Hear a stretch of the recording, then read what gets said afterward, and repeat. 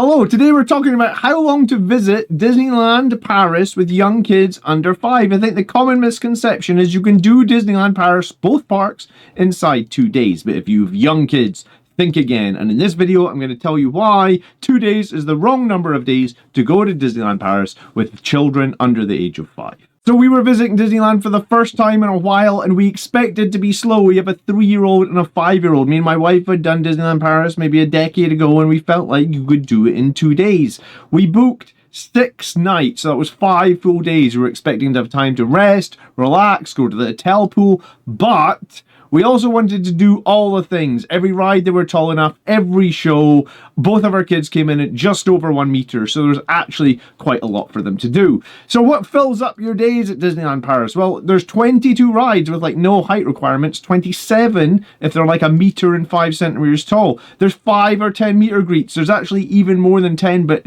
just the ones that we did were mainly in the app.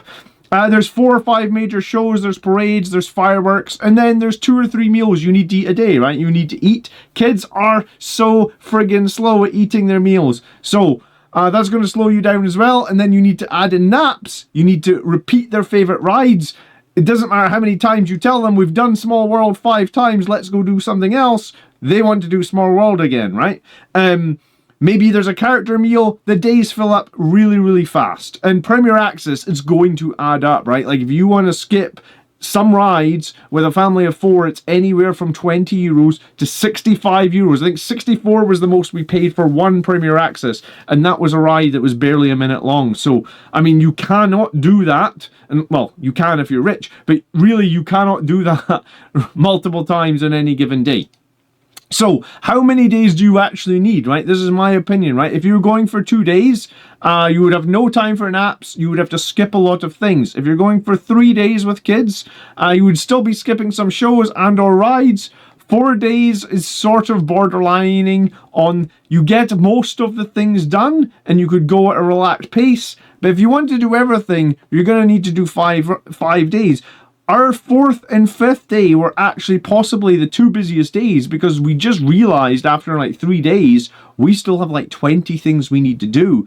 And the first couple of days, we were just doing like 8 things a day. We were taking it quite chill. So I think if you want to do everything and you want your children to experience it all so you know next time what you can do, 5 days seems to me to be the right amount of time. I mean, we would have happily had another day. So you're going to need to repeat your favorite rides. And you're also going to want to you're going to have to do some things to prevent tantrums, right?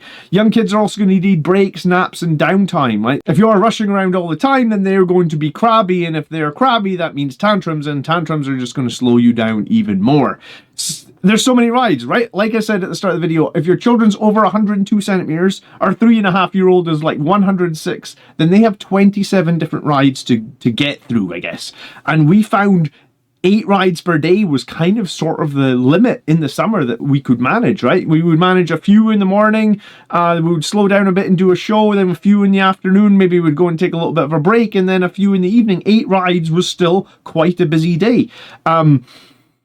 On the last couple of days, we ended up having to do like 10 things to get through everything. But we had some repeats in there, but like kids are just not rational. Like you have to repeat things. You can't just do everything once, which I guess if you've got 2 adults and you're just doing 2 days, yes, you just do everything once, or you just do your favorites once. It doesn't really work with kids. We ended up actually spending almost 300 euros. I think it was like 290 something euros. I worked it out.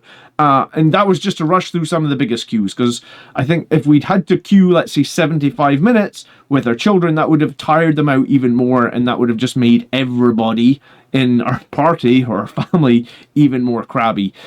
Character meets and greets are also really difficult to do at the moment now, right?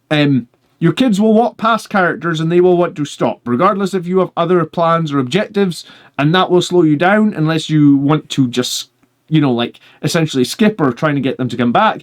And then when you're doing the meet and greets in the app, there's like 7 official meet and greets in the virtual queue.